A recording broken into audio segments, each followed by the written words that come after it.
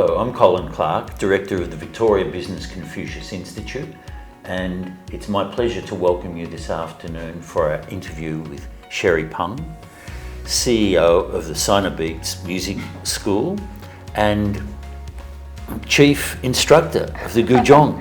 Thank you. Thank you for having me here. It's a great pleasure. It's a great pleasure for us to be able to interview you this afternoon. Mm-hmm. I shouldn't say interview, we'll make this like a chat. Yeah. Please, that'd be great. Good. So the Victoria Business Confucius Institute conducts activities to assist in the dissemination of Chinese language, culture and understanding about business between Australia and China. And one of the things that we do is a focus on China series, and this includes recordings, audio and visual recordings relating to topics around Chinese language, culture and business. So it's great to have Sherry with us this afternoon. I introduced her by way of her title, but Sherry is in fact a long-time colleague old friend in working with our Confucius Institute. Mm-hmm. You've participated in a number of events with us, and they've been absolutely great and really well received by audiences. Oh, thank you. So Guzheng has more than 2,500 years of history, and it's actually one of the oldest traditional Chinese music instruments. So I started to teach Guzheng since 2016 in Australia, Melbourne, and we have students both, in different cultural backgrounds, both the Asian families, the kids, and also some, local students without any, Asian culture at all. They're just interested in this instrument and it being impressed by the sound of Guzheng itself. So Guzheng is a pentatonic scale. I'm not sure if you're familiar about that, but it's only actually 5. It's good, to know so that I can, share this knowledge. Because for most of the Western instruments, they are like 12 scale. You have Do, Re, Mi, Fa, Sol, La, Ti, like C, D, E, F, G, A, B, right? But in Guzheng, it's quite simple. Like we have only 5 notes in one group. So we only have Do, Re, Mi, Sol, La.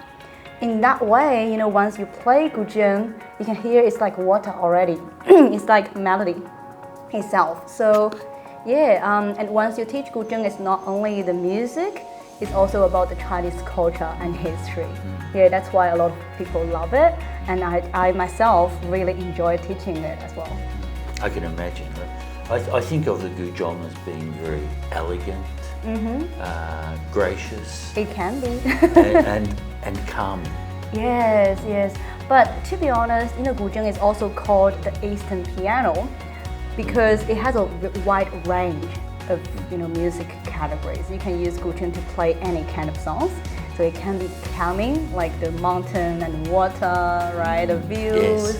When you listen to it, it's just like the Chinese paintings, like in black and white. But it makes me feel really relaxed. But also it can play some contemporary pieces, or even like, in old days, it can play for war, it's like a weapon. So play some very powerful songs at the same time. And that's why, you can play it in different mood. Like for example, if I'm not in a good mood, if I'm pissed off, I'll just really play something, strong. But sometimes I feel relaxed. I just want to release some pressure. You play some calming songs.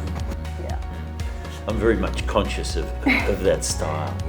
Now, the Guzheng is one of the instruments that you teach at Sinobeats Music School. So tell us a little about Sinobeats and what it's about. Yes, so Sinobeats was before, it's like Australian Guzheng Academy. It's the old name, right? And you're definitely more familiar about that. And I established Australian Guzheng Academy and at 2018, and then in 2021 we expanded to Sinobeats Music School. It's from only teaching Guzheng to a more fusion way. So now we have more than 20 teachers in Sinobeats Music School, and we cover more than 10 instruments, kinds of music instruments like like Western instruments, includes piano, violin, guitar, flute, drums, and also Eastern instruments like guzheng, pipa, erhu, guqin, yangqin. So by doing that, like we have our students play together in all our events, and they can have a fusion, combination of each other. And it's a great opportunity for them to both know about the Chinese culture and also to have a bridge between the West and the East. Yeah.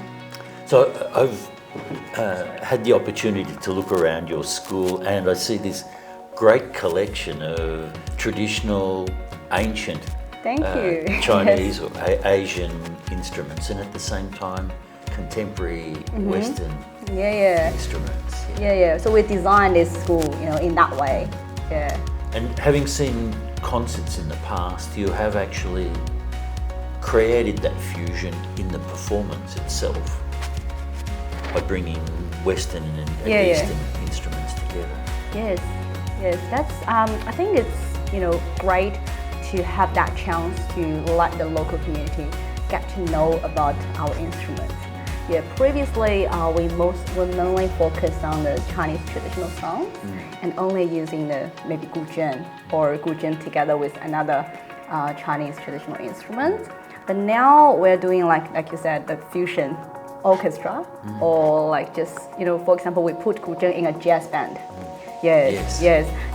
But we'll rearrange some Chinese songs.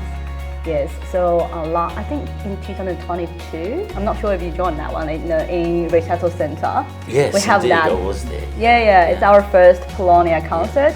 Yeah, and it's our pleasure to hold our concert in Melbourne Recital Center. It's a great venue, and we have that performance with Mandy Manwang. She's a very great guzheng player in Melbourne, and she collaborated with our jazz band to put a Chinese song actually in that jazz band, but make it as a jazz style. Yeah, and then I can see both audiences from the Western cultural background and also from the Chinese background feel so impressive. They never know music can be like a language to cover like all these cultures together. Fascinating. So how would you describe the philosophy of the school?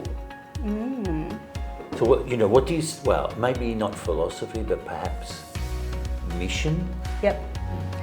So I still remember when I first established this music school, because actually my own major is in finance.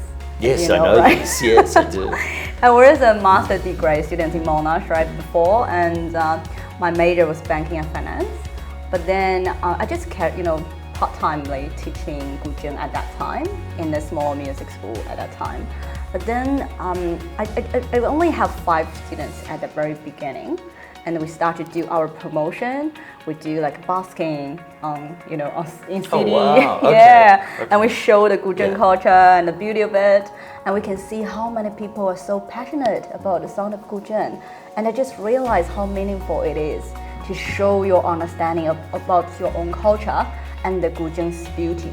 I think it's definitely more meaningful than doing finance in somewhere. For me, I think that's my mission.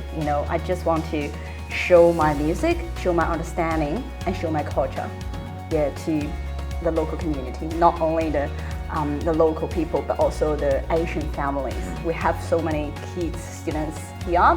They were born here. They know they have Chinese background, but they don't have much chances to really get to know or get close to their culture. Yes, but we are here to help them to know their culture, to embrace them. And also we have that, like I said, the fusion of East and West. Yeah, so that we give the Chinese music more opportunity to get more people to know about us. Yeah, I think that should be our main mission, I think. Okay, no, that's a nice way to describe it indeed. Now, and perhaps another kind of reflection on the way you go about your activities is that you seem to take your music outside the school to the wider community. Yes, we're very lucky actually because in Melbourne it's such a beautiful city and they embrace the multicultural background here, right? So we've been invited for different events. Like VBCI is a great collaborator, to be honest. Yeah, it's our great pleasure to join a lot of events with you and also to get your support to hold our like Guzheng workshops and also Guzheng like Chinese instrument concert, right? And also this year we've been invited by the city of Bundara, which is our local city, to a garden show. We set up our Guzheng concert, invited a lot of our students, from age of 5 to 60, a wide range of our students to perform in front of the audiences. And I can see a lot of local audiences. They're so surprised to see this instrument in the garden. Yeah, so that's a great opportunity. And also we got the opportunity this year to have the arts grant from City of Melbourne this year to hold our concert. Yeah, and also VBCI will be our collaborator this time. Yeah, so I think except teaching in our own school, it's more valuable to bring our students to different places and also to show the local community to get the relationship with them. Yeah. Lovely. And I guess it's a great opportunity for students to be able to show off their accomplishments. Yeah, it definitely build their passion and build their confidence. Yeah. After they say, they see all the impressive downstairs, they'll be like, oh, see how good I am, and they'll practice even harder. Lovely. Yeah. Now, mentioning your students in that way, you have some success stories from your school, and I know that on your own website you have quite a collection of YouTube clips of your students performing and doing some wonderful work. That's also one of the reasons for me to institute this. I'm so proud of a lot of my students. We do have a lot of success stories for our students, but maybe I'll give one of the examples. So her name is Annie Huang. She started to learn Guzheng with me since 2017, I would say. I think until now it's 7 years. Yeah, and she started to learn Guzheng with her mom. And she was not into Guzheng at all at the very beginning. It was pushed by her mom because Guzheng was her mom's dream when she was young. Yeah, but when the girl came, she was 6 years old at that time. And she's like, what is this, right? I'd rather learn piano. I never heard about this instrument. Yeah, and then I still remember like how struggle she was. And also, her mom just asked me to teach her in Chinese. But her Chinese is not as good, at the very beginning. And I have to explain a lot of, words in English to her so that she can understand. But then I teach her all the traditional songs by explaining the stories behind. And I can see she started to get into the stories. Like there's some like mountains and water, how you use your music to explain, and you can listen to the water actually in your music. Yeah, and all the stories after, she feels like, oh, this is a beautiful instrument. And she played together with her mom, and I make some duet for them to practice. And then we have a lot of events for her to participate, and she can see her own progress after that. And then she also participated some events in her own school. And Guzheng is not a popular instrument, and so all of her classmates, her friends were so impressive. That just built her confidence and passion about music as well. And later on, we encouraged her to take the Guzheng examination in Melbourne. And I think in 2022, she already got the grade 9, which is highest level. Yes. And she's very confident and proud of herself as well. And now she's preparing for next year's VBCI exam, and she already chose Guzheng as one of the subjects. Yes, because Guzheng can be one of the subjects in your VBCI exam as music performance. Yeah, and we are now regularly communicate with her own teacher in her school to decide all her jobs for next year and prepare for the recital. And I can see her progress, every year. It's growing so fast.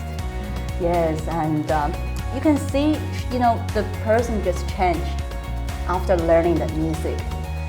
She seems to be more confident and also more like into the Chinese culture. Yes. Yeah, that's what I was hearing out of your telling of that story, Sherry. It's a story not just about learning a musical instrument, but a story about your students' acquisition of a greater understanding of exactly. culture more broadly. Yeah, fabulous. Yeah, that's lovely. Thank you. Also we have students, join the students' orchestra. Like they have, a lot of Melbourne schools have their own orchestra, and it's usually string orchestra, like violin, viola, cello, right? And then once their teachers know about guzheng, they're like, oh, do you want to bring your guzheng to your orchestra? And last month I just have my young girl. She's only 6 years old. Her mom helped her with bring the guzheng to the orchestra, and they play, I think, Mary Had a Little Lamb with all the violin players. Okay. It's so cute. Yeah. Now, when you talk about young children doing that kind of performance, you have something called a mini orchestra, is that Yes, it? yes. Yeah. So that program is for kids from age of 2 to 5, I think. Yeah, so we have a variety of instrument experiences for them, just to build their understanding for music first. Yeah, I think before you start to really learn a music instrument, it's great to have some, prep classes just for you to understand music first, to build your passion about music, and to help you with the, the rhythm, yes, and which really you want, which instrument suits you the best. Yeah, because I still remember when I was young, I think I should be the lucky one. My mom just brought me to a school when I was year 5. And she said, okay, choose one instrument, which one you want. Once you decided, no regret.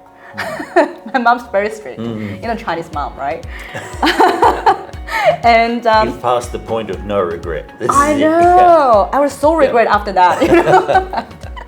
Yeah, but I do. I went to the piano room. I'm like, oh, this one's good. But then you have pipa, erhu, guzheng, all those instruments. And then when I see guzheng, I'm like, so many strings. I cannot learn this one. Yeah, kids don't know anything. Just like, oh, this is very interesting, and that's it. I made my decision. And on that day, my mom just, bought a guzheng to me and started to push me on day 1. And to practice every day, hand posture, sitting posture. I still have that photo when I was 5 years old. I'm crying. Yeah, but now I think the days has changed. Look, I'm really glad that you've taken our conversation to that point of your first exposure to the guzheng, because I did want to ask. Oh, really? About your own learning journey. How you came to learn the guzheng. Yeah. And so you've told us about this, how you connected with the guzheng initially. It's a funny story, right? Yeah. Sorry, I should be more no. professional maybe, but it's a funny way. No, that's great. But you were very young when you started. Yeah, only 5 years old. Yeah. That seems young to be picking up such a challenging interest. As an observation from someone who doesn't play an instrument. Very young to be starting out in that way. Was it a difficult journey from there? A long, slow journey? Yes. Something that you stayed with across time? I'll have to say, great appreciate to my mom. She used to work in the arts college. Yeah, and that's why she got the real, great relationship with a lot of good teachers. And because I'm from the Henan province, and that's a very, traditional place with a lot of, so much history in there. So we are very good at the traditional Chinese instruments. And my teacher was great. Yeah, I think he's very famous in our city. When I first learning guzheng, it's definitely a challenge for a kid, right? But I think my teacher and my mom, they both, so important to my guzheng journey. Yeah, without them too, I'll definitely quit. I'll definitely give up at the end. Yes, So you need to practice every day for sure, and you need very strict guidance. Yes. And for a kid, definitely, you don't push yourself that way, right?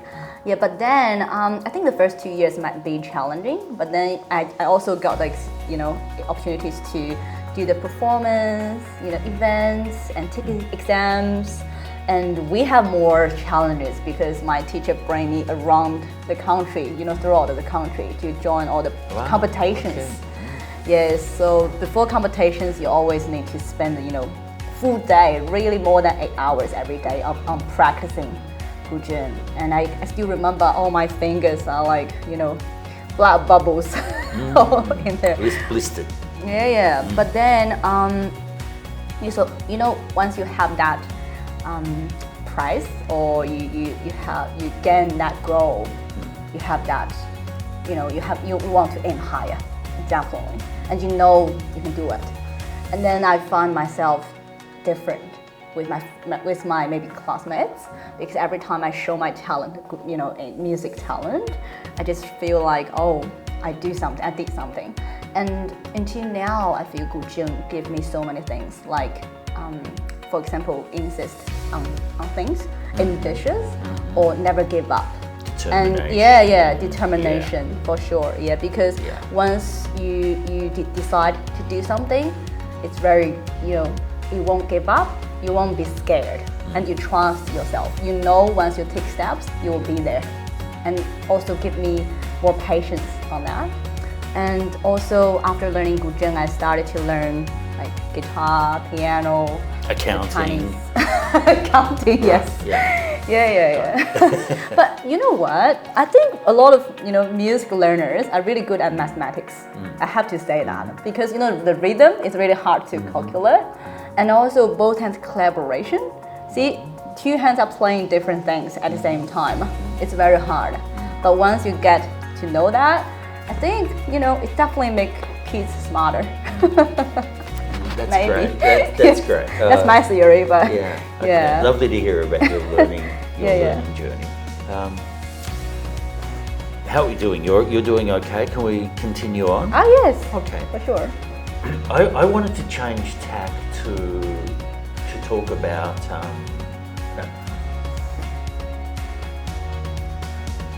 your sense of culture, Chinese culture, what it means to be a Chinese person in Australia, and just if we could start this with you telling us about how you came to be in Australia. Yes, so that's a great question actually. Yeah, so when I just came to Australia, I was an international student, right? Yeah, and look, you should mention that I understand that you're actually a graduate of the VU program. Yes. My bachelor degree. That's what I call it coincidence. I choose the Henan University with VU. I think you have the collaboration. Yes. And I'm one of the VU program students. In Kaifeng. Yeah, in Kaifeng. You've been there before, right? Indeed, I have. Yeah. See, that's great, and that's really a great program because with that we have the opportunity to learn our subjects in both Chinese and English, and then I started to get to know Australia. Yes, and then I just decided to come to Australia as well to further my studies. Yes, so when I just here, really feel like no one's helping you or no one's with you, right? Yeah. You feel that loneliness. And also so I wanted to, because I knew that you came to Australia as an international student, I want to know what that felt like, arriving in a foreign country. Okay, you spoke English, you would have had English not that good at the time. It's challenging. It's definitely challenging because when you are learning English in China, it's different when you're talking to people here using English. You're on the street. Yeah, you're so scared, not confident at all. But I will talk about the positive way first. Definitely, you'll be excited to be here. Everything's new. Get to know new friends. And I think I have that personality to be outgoing and would love to. Yes, I noticed this. Yeah. Love to talk to people, Yeah. and that's how I improve my, my speaking Yeah. language. Yeah, but at the same time, definitely you feel like really not like safety. You don't have that safety as in China. Like for even Melbourne already like a very welcoming country, like city for international students, but still sometimes you feel lonely and you feel like you are in some different place, not belongs to you, right? Yeah, but then once I start to share the Chinese culture, like to teach Guzheng, that make me feel I'm doing something belongs to myself and I'm showing my own things and I'm making values. Yeah, so that's very important, I think. So that's your self-recognition. And moving into that role of teaching the Guzheng, did that give you a sense of pride in your own Chinese culture? For sure. Yeah. Yeah, definitely. And especially after after you're seeing so many students being inspired by you or being changed by you. I have both international students, like I'm teaching international students, and because it's usually one-on-one class, so at the same time I'm teaching music, I'm also teaching them how to build your confidence, how to trust yourself, how to solve your problems in life, and I think I'm being a good model for them, probably. I'm sure you are. Yeah. Yeah, they, I give them more confidence. They said, "Oh, Sherry was an international student. She was the same with me. Yeah, so maybe in the future I can be like this. Yeah, just be confident, trust yourself. Yeah." I'm not sure that I really know how to ask or explore this this issue further, but you managed to hold on to your sense of Chinese identity and feel proud of your heritage. For sure, yes. And at the same time, you're part of Australian contemporary society. Yeah. So yes, I know what you want to ask, and sometimes it's hard to, I'll think how would I explain this better. So I got married 2 years ago, right? And now we are having a baby, as you know. So that's why from last year I really start to think as a mom, or thinking about the education, because my kids will be Australian, and at the same time she will have the Chinese background. So what she think herself, right? But luckily I have a lot of students, like young kids in Australia. And at the very beginning, they all think they're, Australian, but at the same time, they're Chinese. Yeah. But you definitely need to let them know what is Chinese. Yes, what makes you Chinese? What's the beauty of Chinese? That's very important. Then, otherwise, Chinese is like a word for them. Yeah, I'm Chinese, so that's it. So Yeah. Okay. Same for me. Like when I was just here, if I don't have that, relationship with all the Australian friends, if I don't accept the culture here, I would just be a Chinese in a different place. Yeah, I'll never be like any Australian ways. But now, for example, when I teach my students, I'm teaching them traditional Chinese stuff, using the Western or more like contemporary teaching method, I would say. Yeah, so that's the mix. The same with the music, because like the Chinese instruments and Western instruments, they are using different notation methods, right? But we have our own textbook for Guzheng, and it's all in English. And and for every music sheet in there, we have both the number notation, which is for like traditional Chinese way, and also we have the 5-line, like grand staff notation for every song. So I think that's definitely a combination of the East and the West, and also for our students to get to know both. Yeah, so for me, I think I belong to both. Look, and I really appreciate you sharing your reflections about having children and how you think about their place in society. Yeah. Being Chinese, but part of contemporary Australia. Yes. Yeah, that's lovely. Thank you for sharing with us this afternoon. It's my pleasure. Thank you. Thank you Thank very you so much, Sherry. much. That was great. I really appreciate it. Thanks.